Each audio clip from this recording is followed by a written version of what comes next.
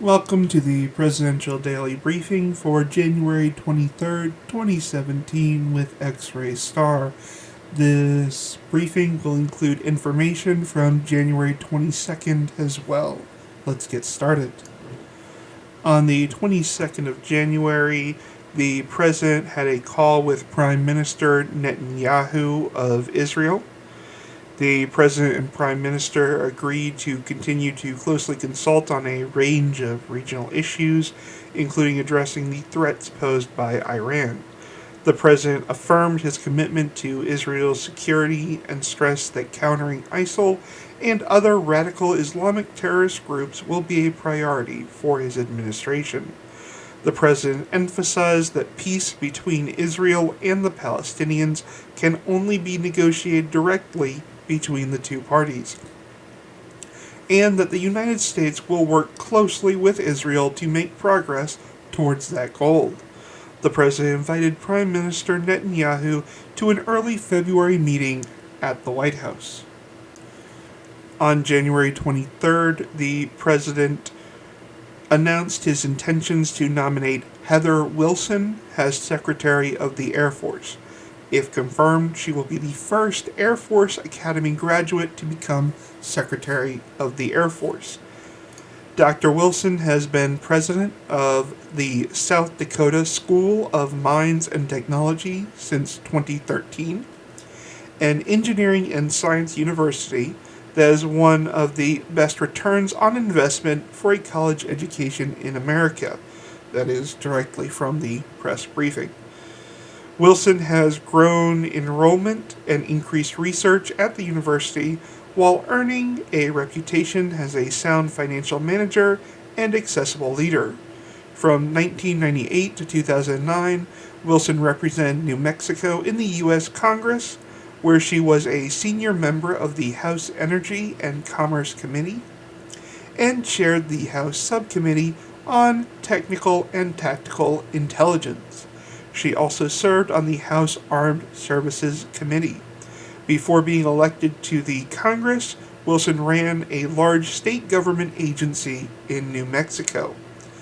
Wilson grew up in Keene, New Hampshire, and was in the third class to include women at the U.S. Air Force Academy. She graduated in 1982. She earned a master's and doctoral degrees as a Rhodes Scholar at Oxford University in England. She served as an Air Force officer in Europe during the Cold War and on the National Security Council staff under President George H.W. Bush during the fall of the Berlin Wall and the collapse of the Warsaw Pact. The daughter and granddaughter of aviators, Wilson is an instrument-rated private pilot. Wilson is married to Jay Hone, an attorney and retired Air Force colonel.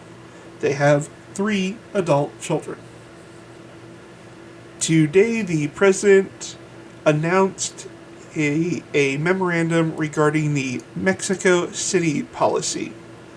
In this memorandum, the President revokes the presidential memorandum of January 23rd, 2009 by President Obama for the Secretary of State and Administrator of the United States Agencies for International Development, and reinstates the presidential memorandum of January 22nd, 2001. This memorandum directs the Secretary of State to take all necessary actions to the extent permitted by law to ensure that U.S. taxpayer dollars do not fund organizations or programs that support or participate in the management of a program of coercive abortion or involuntary sterilization.